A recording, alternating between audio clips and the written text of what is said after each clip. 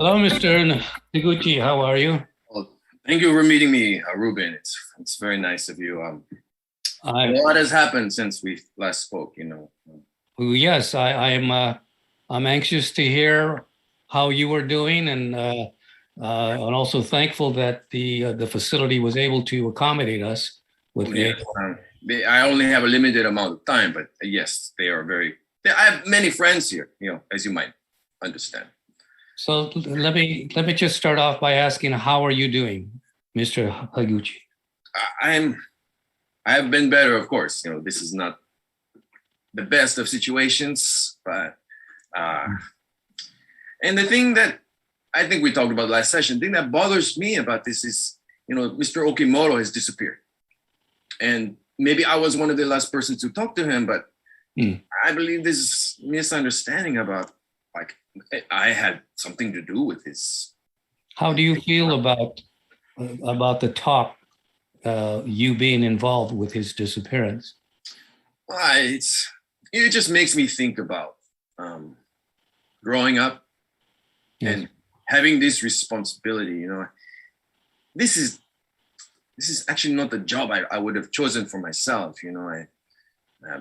Running this business, the family business, and maintaining respect, and doing everything to deal with those that get in the way of that respect, that disrespect our family. We have to deal with them.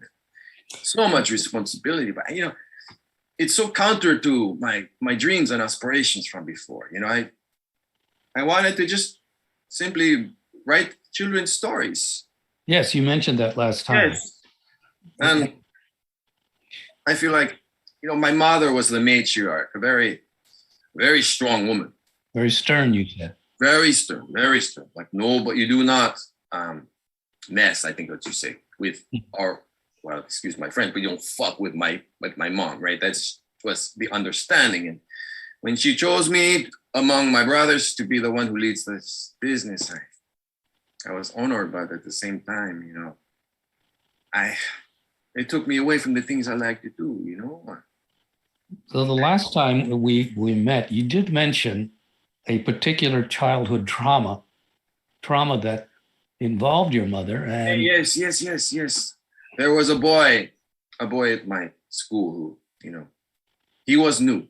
And I don't want to say he was a bad boy, but he was rather mean to me, not knowing who I was, who my family was, his name was Enrique, yes. And what did he do? Oh, he kind of, I guess, beat me up at school and called me names, And, and then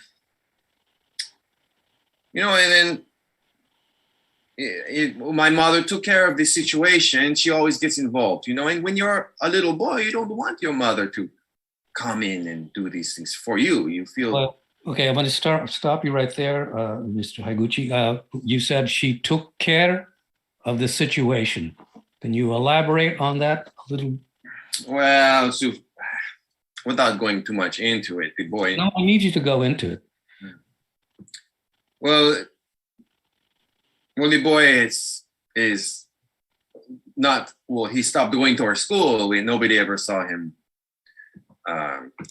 There were rumors and things. What kind of rumors?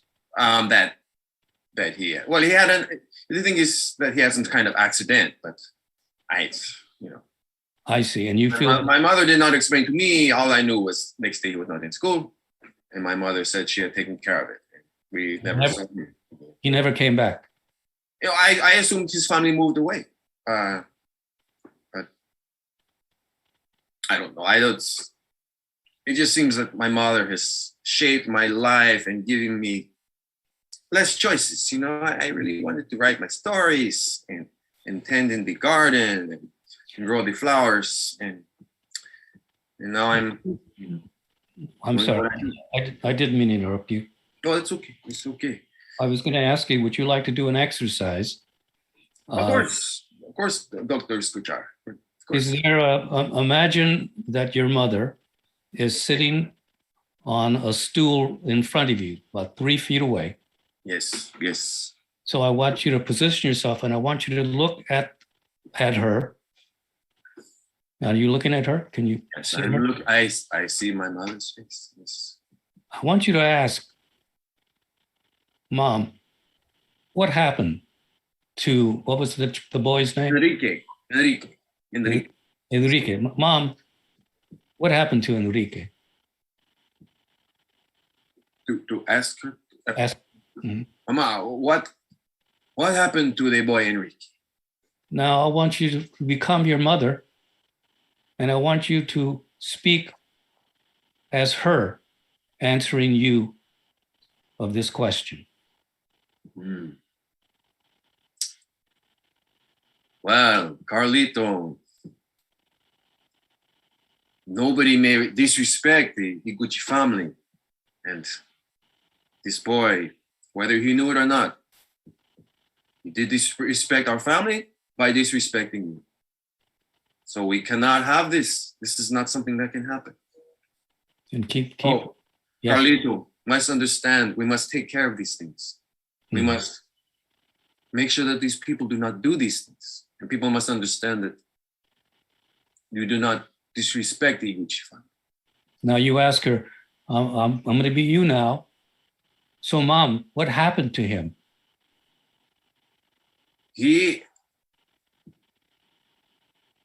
Just imagine, it doesn't have to be factual. The real thing, he moved. We asked his family to move away and he moved away to the next town. But Mom, what really happened to him? Well, his family was on the road, and one of our men was also on the road and forced his car into a gully. And they have never been heard of since. Mom, is he dead? I'm sorry, Carlito. Yes. But you understand why? Great. Carlos, you knew this all along. You knew that little Javier. Yes, Enrique.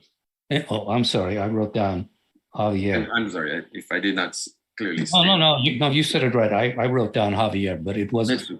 little chubby kid. Yes. Little Enrique.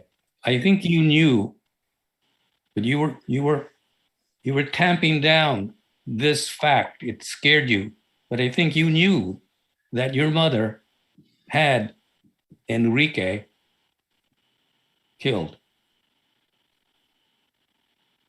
How does that make you feel, Carlos? Well, it makes me fear my mother, I tell you. That's what I fear.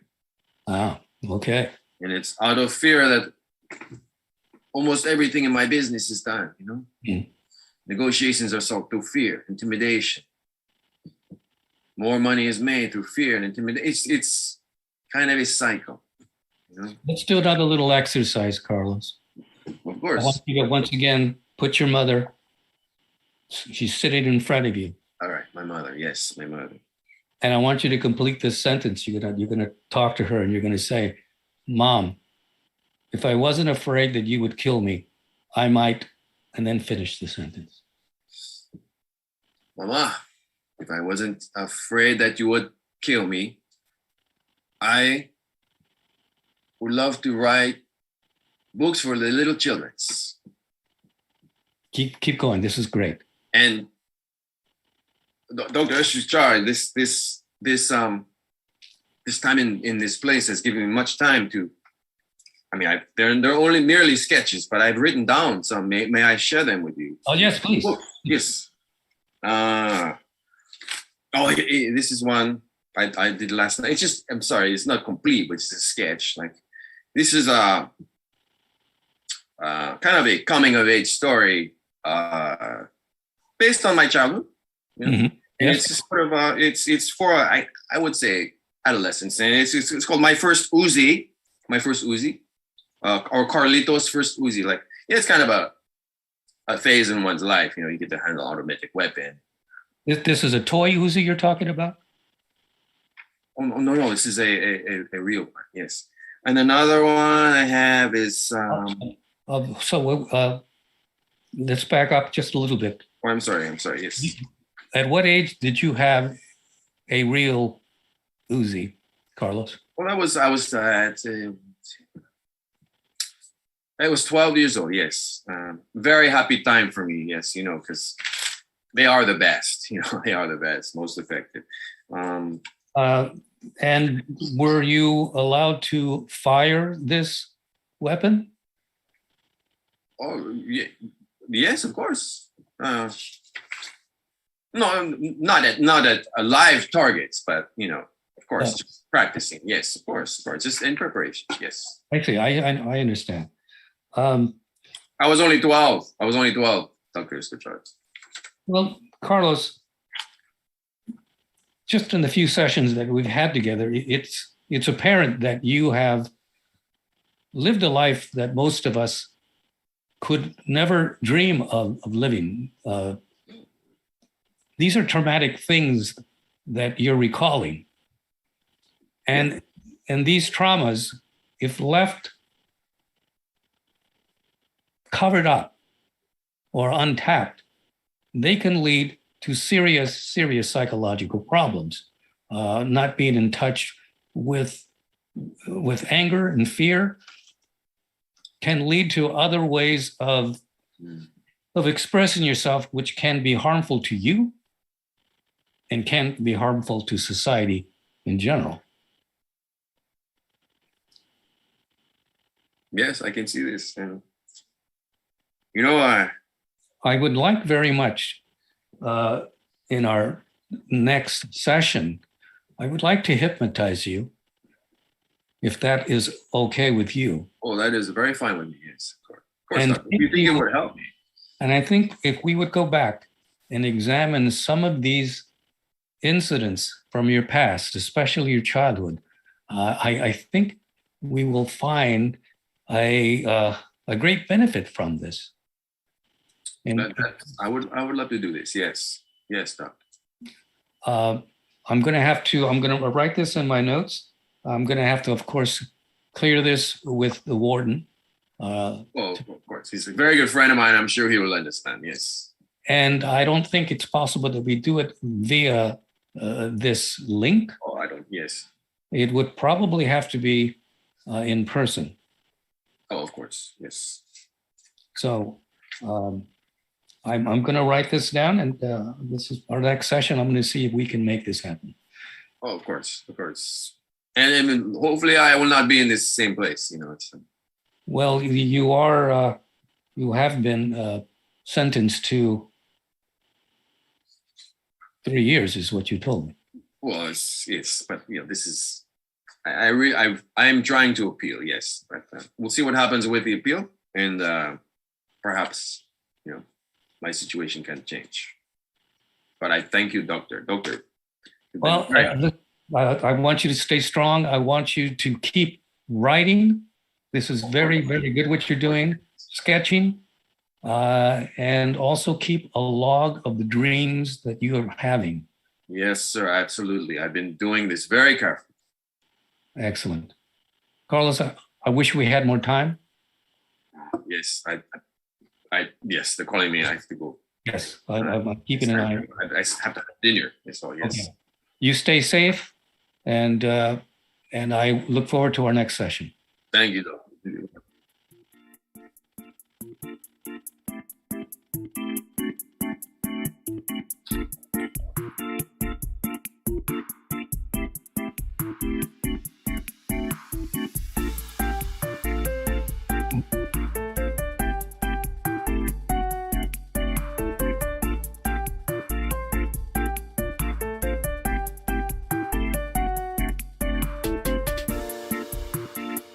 How are you? I've been better.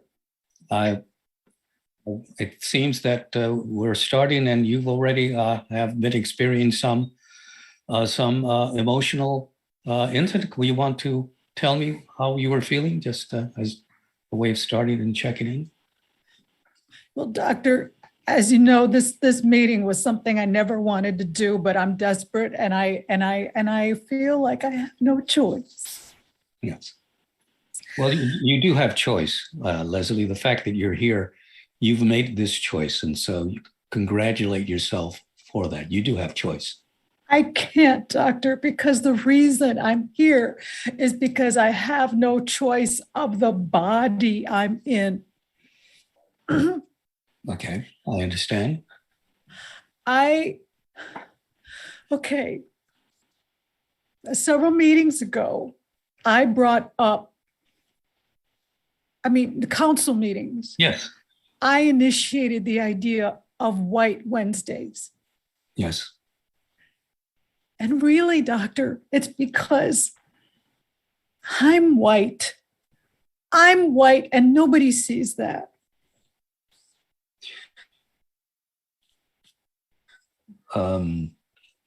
Your name is Leslie Santiago. And I know in some forms, you were given the choice to, well, actually, in some instances, forced to check white. But you are of Latin descent, Leslie. Santiago. How does that make you? Doctor, I don't feel that way. I was born white. Are you saying that your parents are white? No. Were you adopted? No. Did your parents speak to you in Spanish while growing up? Poquito. Poquito. I feel like, remember that song that Cher had in the early 70s? It was a big hit. Half breed. Yes, yes. Yes. The Indian said that I was white by law. The white man always called me Indian squaw. Half breed. It's all I ever heard. Half breed.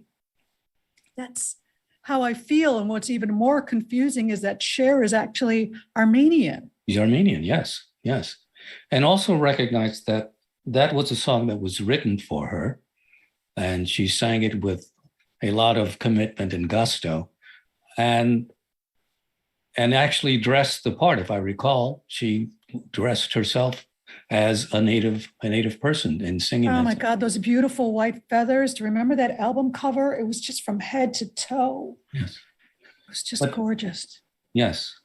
And you feel like this, like that you're not really who you are, but you feel that you are white, is what you're saying. Well, there's a white woman inside of me that's just dying to get out, but nobody can see it because of my name and the way I look. And what does this white woman want from you or from life? I mean, let's see if we can talk to her. Are you going to hypnotize me? This is going to be difficult. It probably works better if we are in session in person. But I want you to imagine, if you close your eyes. You want me to close my eyes? Yes, yes. Okay. Close your eyes. And I want you to create an image of this woman, this white woman. And you see her. I can see your expression change. Yes. Mm-hmm. And I want you to examine all the particular features of this woman that you're seeing currently right now. Mm. Mm-hmm. Yes. Mm-hmm. From her hair to the shape of her eyebrows, the color of her eyes, shape of her nose. Mm-hmm. her lips. I'm sorry, where are we going with this, doctor? Oh, no. You were doing fine. You were doing fine. I want you to get in touch with who is this person that you feel is wanting to come out. It hurts to look at her. It hurts to see what I am not. Let's see. So let's deal with who you are. Then who are you, Leslie? I'm a white woman. Yes, you're a white woman, and you have dark hair, Yeah. brown eyes. Mm. Your skin complexion is a exotic olive complexion. I would say. Mm-hmm. Yes, yes. Where are we going with this? We're not going anywhere. We're just examining what is there in front of us. Should, And huh? I'm just saying we're examining what there is right in front of us and getting to know who that person is. Well, see, but that's the problem, doctor. I can't look what's in front of me. I have to look at what's inside of me. Right. And so the exercise that we were doing was to examine who is this person inside of you and how we can make that person inside and that person outside come together and be one unified, content person, a whole human being, so that there is not any going back and forth wishing that you were something. You are what you are. You are your inside, you are your outside. If we can bring those together, I think. Well, are you saying that I'm not who I feel I am? No, I'm not saying that. I'm just saying you seem to be conflicted as to your outer appearance and your inner feelings of who you are. Well, I'm not conflicted. The world is conflicted. I know that I'm a white woman. I've never liked, oh gosh, what's that custard dish? Flan. Oh my God, I've never liked that. Mm-hmm. I know. I've never liked cilantro. It's too bitter. I find it distasteful myself. However, that's just one thing. That's just your appetite to certain foods that you're attracted to. Right. But I think what we're trying to find, Leslie, is this core feeling as to why you find the way you look at the world. Why are you conflicted about that? You've mentioned in the past that you will only date white men and that you have no desire to date men who are of a Latin persuasion. Now, that's something that I would also like to examine to find out, where did that all start?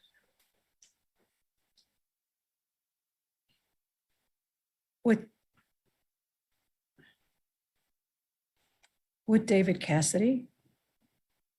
Yes, the Partridge Family. Mm-hmm.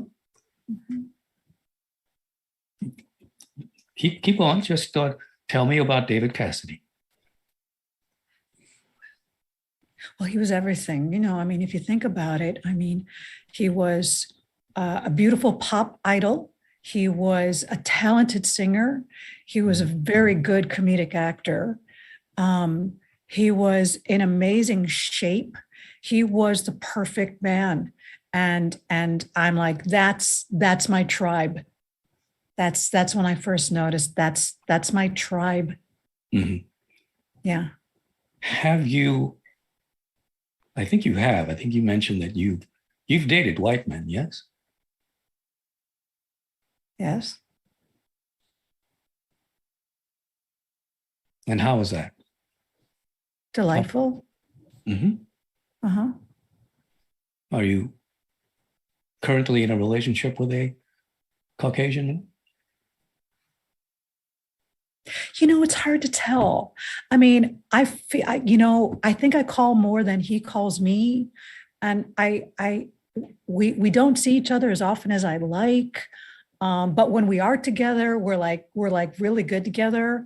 So I don't want to label it, and I don't want to ask him to label it because I'm afraid if I label it, it'll be like a little pushy. I just When you say label it, you mean what exactly? are we boyfriend and girlfriend? Are we in a relationship? Where is this headed? I mean, that question scares a lot of men. Yes, yes.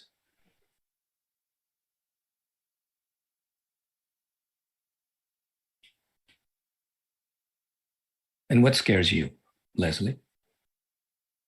Clowns. What kind of clowns? White clowns? Well, I don't know any other clown that isn't a clown that isn't white. Well, there are. I've seen other shades of clowns. I've never seen another shade of clown. They've all the clowns that you've seen have been White. Right. Uh-huh. But there is a whole spectrum of shades out there, Leslie. There's so many different varied shades of white that it will confound and amaze you if you are open to that. Is that what Procol Harum was really singing about? A wider shade of pale. Wider shade of pale. Yeah, a wider shade of pale. Right. All right. So in our next session, let's look at this labeling of just white versus not white and see if we can find some variety, some nuance in this spectrum that lies before us. Because ultimately, you want to be okay with you. If you feel that you're white, then celebrate that. Go out and embrace it, become it, and also accept what you see in the mirror. You might have been thinking about altering your appearance, but I would strongly suggest that you not go down that path and just come to terms with who you are and be content with that person that you see in the mirror. Okay? Maybe. What I'd like you to do is, until the next time we meet, I'd like you to go and talk to, just go up the next time you go to Starbucks to get your latte. Say hi to as many different people as you can. And like rate their whiteness, like see different shades. No. In fact, I don't want you to see any color. I want you to just start seeing people without any shades of any color. Okay. I really don't understand this, but yeah, I'll look for shades. No, don't just look for people and just say, "Hey, how you doing?" Okay? Oh, like everyone's beige. Okay. Yeah, everyone's just people, and that's all you need to think about for right now. As long as I see I'm white, that's good. That's not a requirement. It's just see people who they are and let them see you as you are. Okay. Alrighty. Good job. I'll see you next time. Okay, bye. Okay.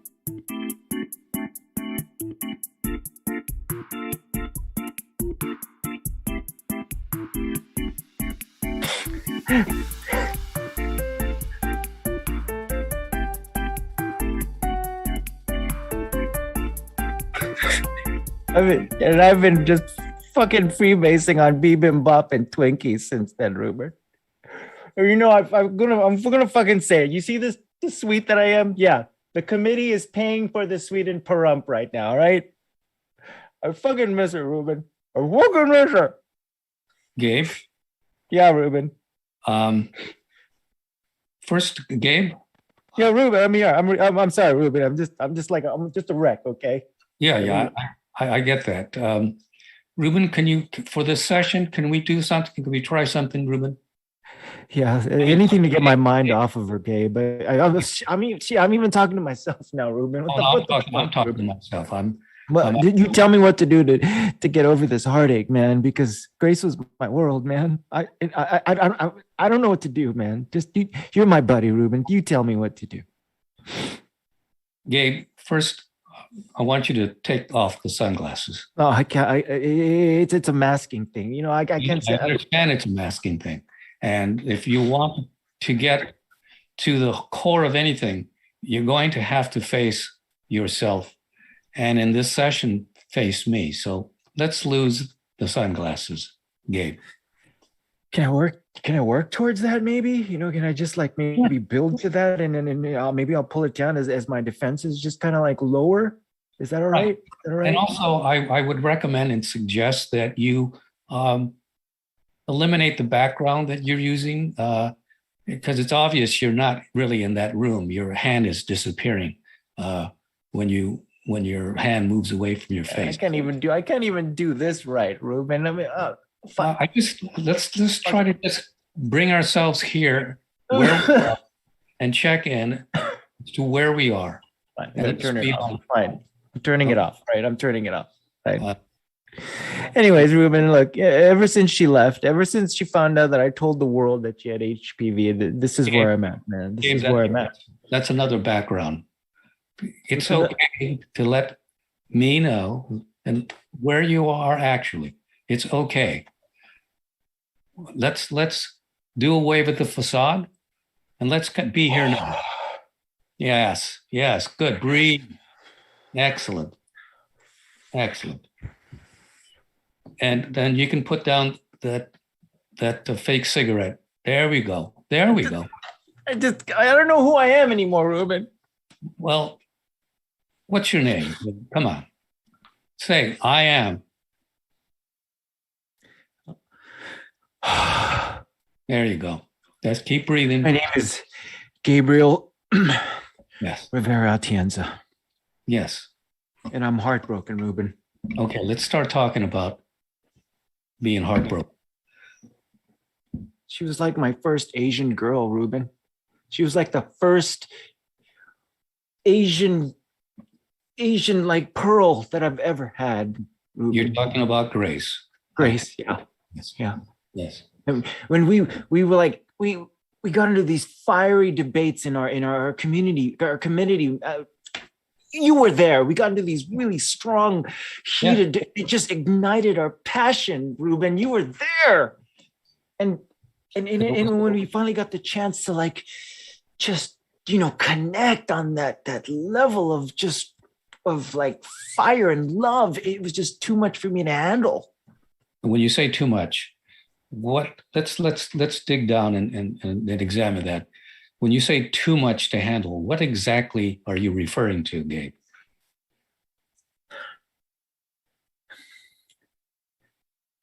Ruben, I might come off as a really cool guy, like I got all my shit together, but she was my first.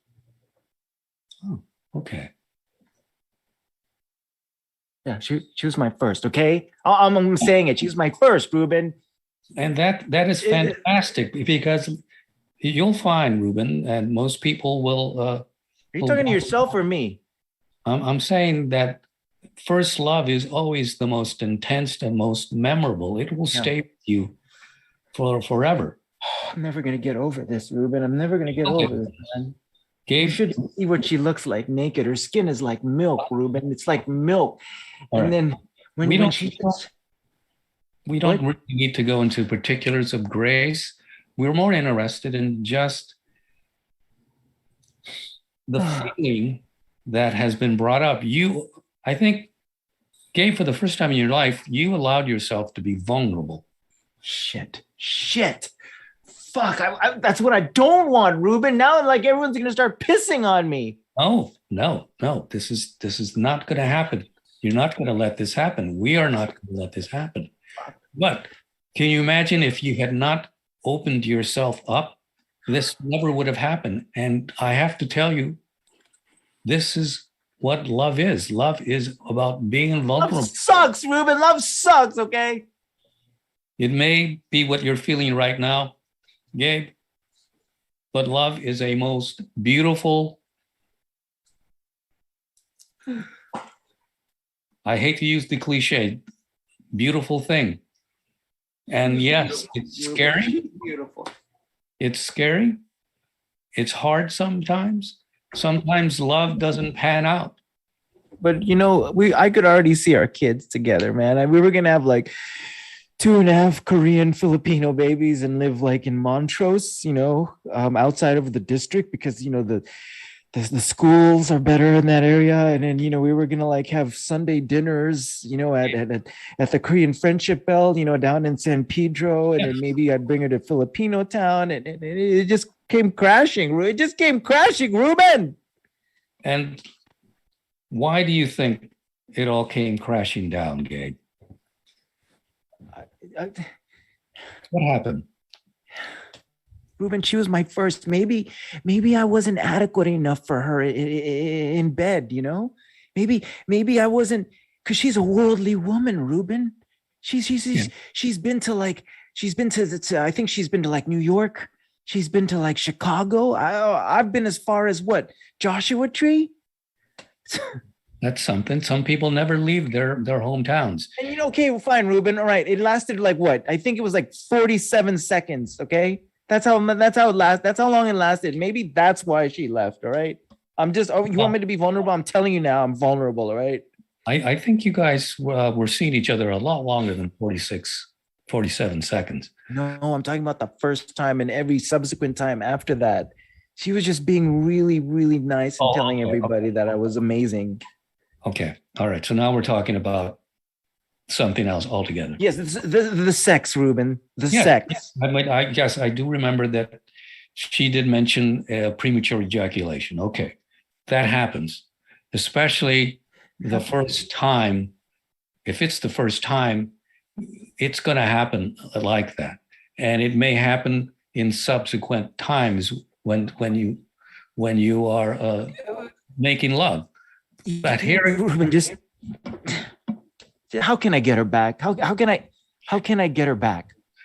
I think what you need to do, okay, the first thing, it's just get in touch with what you're going through right now. Talk it out. We're going to work on this. We're going to do exercises where I just want her back, Ruben. I don't want to even go back to that fucking community council group because I'm shattered. Okay. I'm shattered. I understand that. I resigned. All right.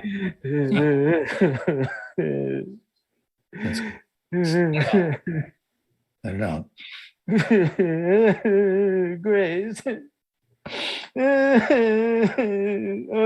Hold on, Ruben. Hold on. I can't really see you.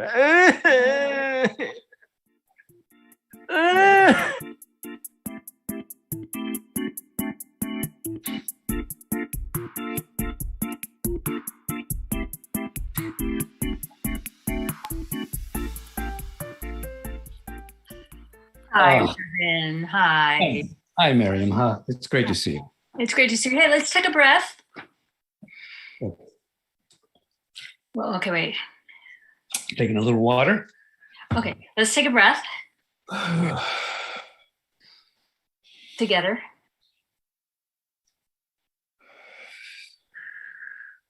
Great.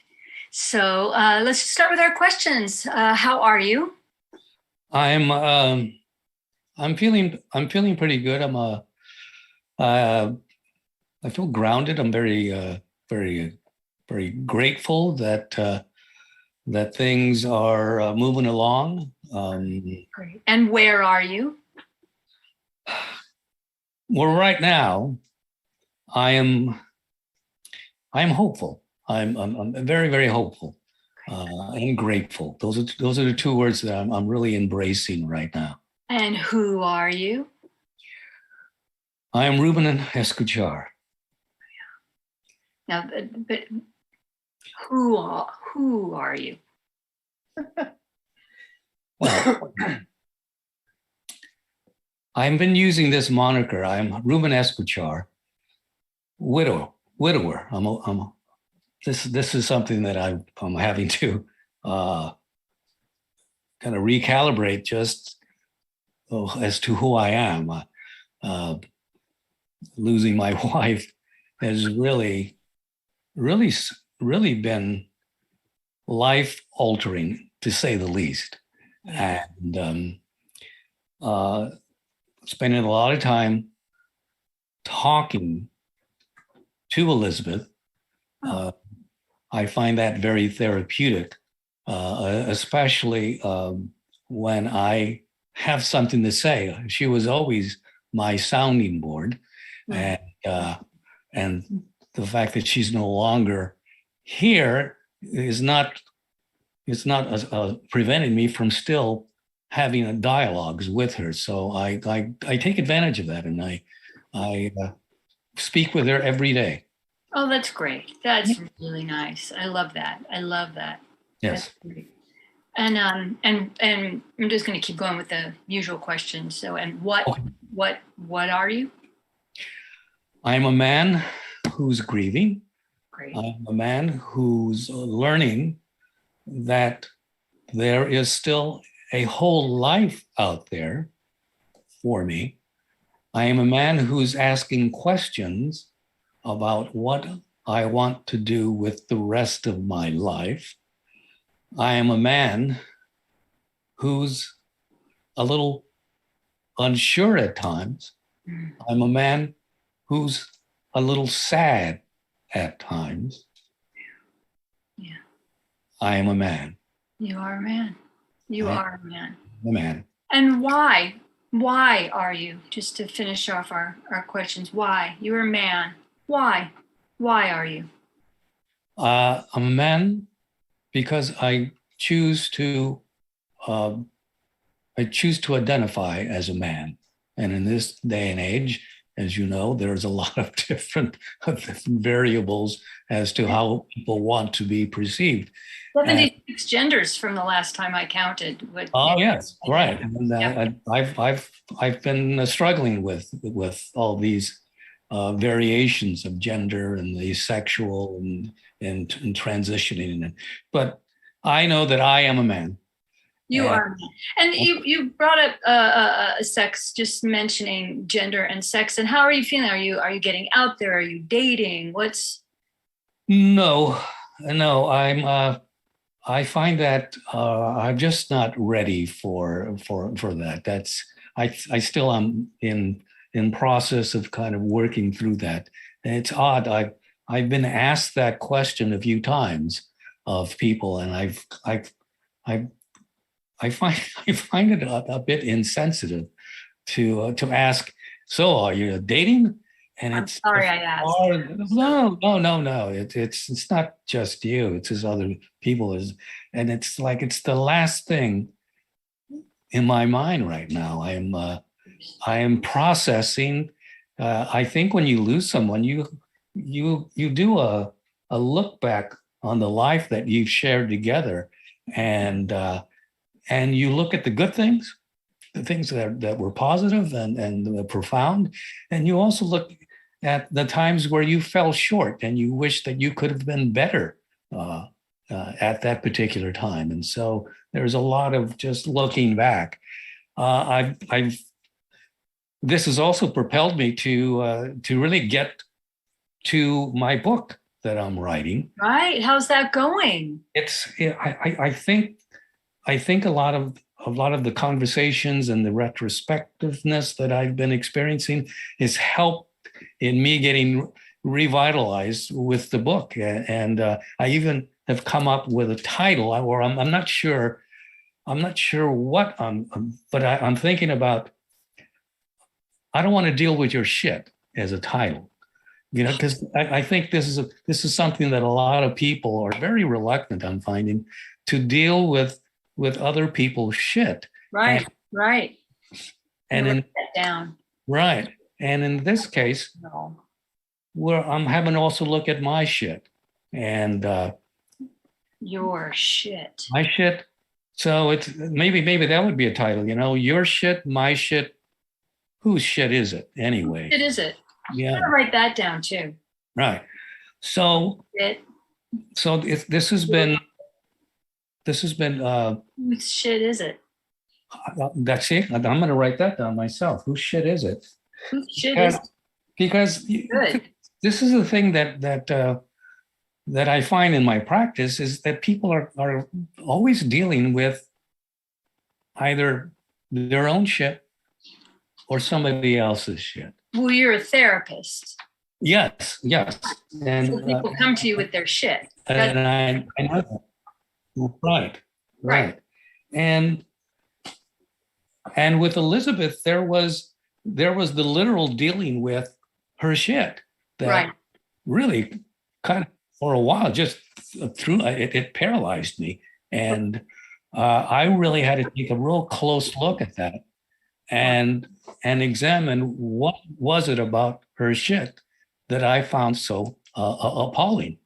Well, shit, that's hard to deal with. Somebody, I mean, we deal with our own shit, but when you're dealing with somebody else's shit, I mean, literally somebody else's shit, it is. It's icky. I was never the one to change diapers when Eric was growing up. Elizabeth did all of that. You weren't that kind of man. Well, I see this is where you're looking back and I'm thinking I was playing these roles as I'm the breadwinner, right? And you're going to take care of the house and you're going to raise the kids. So Mad Men situation that you had. Exactly. And so I was never exposed to that until later. Eric is out of the house. He's got his life and his career, and Elizabeth gets sick, and we get to this point where she can't do things for herself, and I'm the one, plus people that were also helping me, and I had to look at something that was so appalling to me that I didn't think I was going to be able to handle. And you did you? I mean, you. So how do you feel now? It's coming up now. Right. That shit is old shit. Right. It's somebody else's shit that you had to deal with. Yes. And here we are talking, but you're bringing it up again. So how does it feel now in retrospect? What has that shit got for you as you've gone through the shit? It's made me look at my own. Shit. It's really made me look at my own shit and how I was coming from this selfish place about it was all about me. But when the tables were turned and it became about someone else and really truly being there for someone else, that was a whole different story.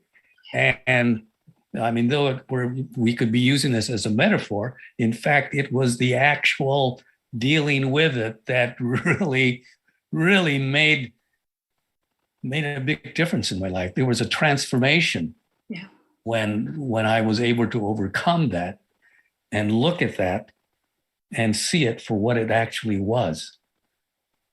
It was a gift. It was a gift. It was a big stinky gift, but a gift. At times it was stinky. At times it was liquidy. A liquid gift. I'm getting a little. I don't want to upset you, but no, it's fine. I was fine with a solid, but as soon as it went to liquid, I got a little. I'm here. I'm listening. Yeah. Well. Yeah. So. Yeah. Okay.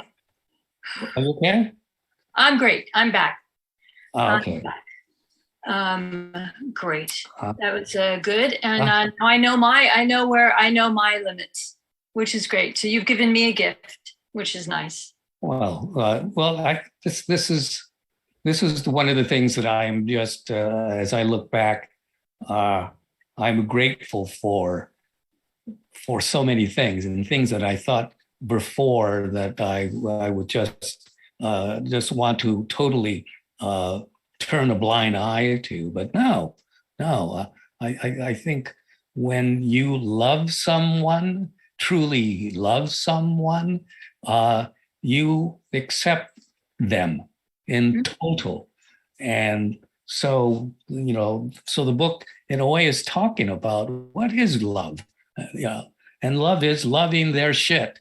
Loving their shit. Loving their shit. I think that you've really, you said you are a man, and I feel like that this experience helped you step into that. I am a man. I am a man who can deal with shit. Miriam, I look back 38 years ago when we first met, and I look at that man, and I look at the man now. I can't recognize, and I wouldn't want to even acknowledge that guy 38 years ago. It's a total transformation. It is a transformation, and he's still a part of you. It's a transform. Oh, yes. Yeah. I mean, you don't want to shit on that guy. You don't want to shit on that 38, previously young, 38 years younger version. And it's been part of the process of embracing his shit. His shit too. Shit too. And taking that and looking at that and breaking it down and kind of just seeing what makes up his shit, and you're looking for the little kernels of corn and the pieces of. I'm sorry, I'm getting too graphic, but I'm sorry. But yes, just breaking it down and then putting it in its place. Put it in its place.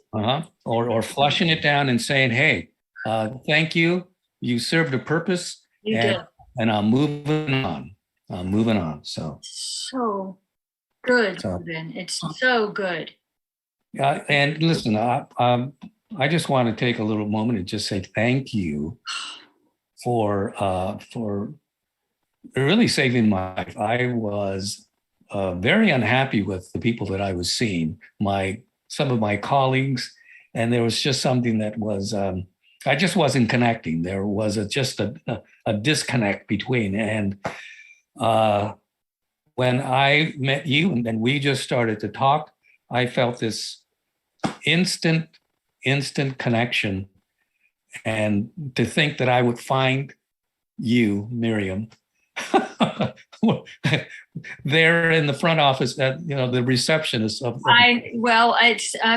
stranger things have happened. You came in to see Dr. Chung, and then you never made it into the inner office. And the fact that you would trust me, a receptionist, with your just your heart and soul, it means so much to me. And that speaks to your gift, though, Miriam. That's your gift. You have insight, you are present, and you listen. And I, like I said, and I'm willing to foot the bill. You got to go to school. You got to get certified. I am. Did I tell you that I'm going for my bachelor's? My bachelor's in the Enneagram. Fantastic. Yeah. So between that and my Reiki and my certification as a life coach, I think that, and I mean, thank you, because let's not be, let's just call it like it is. You've been putting me through school, essentially, so I am eternally grateful. And it's a two-way street, and I look forward to when you can actually get out there into the community and be of service, because you are a gem. That means so much. And I couldn't ask for a better client, my only client, but the best client. The best client I could ask for, and my only client. Thus far. Thus far. And it's so I'm so glad to hear that you're back on the book, because I know that took sort of a back seat for a little while. Yeah. My time was kind of were very valuable, and I couldn't find time. But now, with all that I've been going through, the book is back on the front burner, and I will be getting this finished quite soon. So that's fantastic. And how's it going with the committee? With the are you? Oh, I resigned. The last time I talked to you, I found that I would be of better service if I was actually. I've taken a number of them on as clients, but I've resigned from the committee. And, yeah, I think it's best. And so, yeah. I hope you're charging them. Oh yes. Oh, good. That's the way to do it. That's the way to do it. Good for you. Good for you. Now, I just want to check just one last, is there anything else before we stop that you'd like to get off your chest? Anything that, I do have. Pinky. Oh. If you want to talk to Pinky. That you want to say? Really, actually, our time is almost up. Maybe next session. No Pinky? No Pinky today for you? Pinky, will you hold on? And I have a little story to tell you, Pinky, next time, and I think you're gonna like it. Okay. Yeah. Pinky looks forward to seeing you next time. All right. Miriam, thank you so much. Thank you, Ruben. It's always so good to see you. Same here. Yeah. So have a good week, and we will see each other soon. Yes. Probably next week. Okay.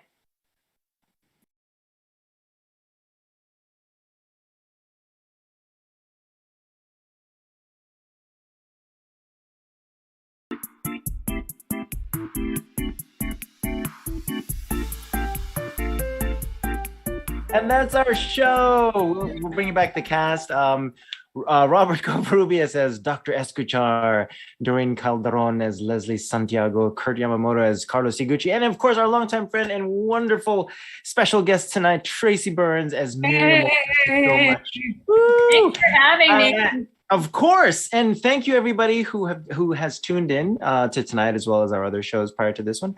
If you're interested in learning more about us, we are Cold Tofu, and you can find us at coldtofu.com. And of course, you guys already know about Outside In. Please check out all the wonderful stuff that they're doing, because they're just an amazing group of people, an amazing theater company that has a lot of awesome programming, not just with what we do here, but with a whole bunch of different genres and different topics. So please check them out. We just like to thank everybody for tuning in. Thank you to the cast. Thank you to Rachel and Ariana for taking care of us on our show today. Is the Glenn Felizdale committee ever going to come back? We don't know. We'll leave that for the next episode, so we'll see. Please tune in again next week, tomorrow, whenever Outside In or we're on. Be here. Keep it going, and Kurt will be here. He'll still be where he's at. Sing Sing, I don't know, wherever that might. I'm Mike Palma, the Associate Artistic Director of Cold Tofu. Thank you everybody for tuning in, and we will see you next time. Bye. Thank you.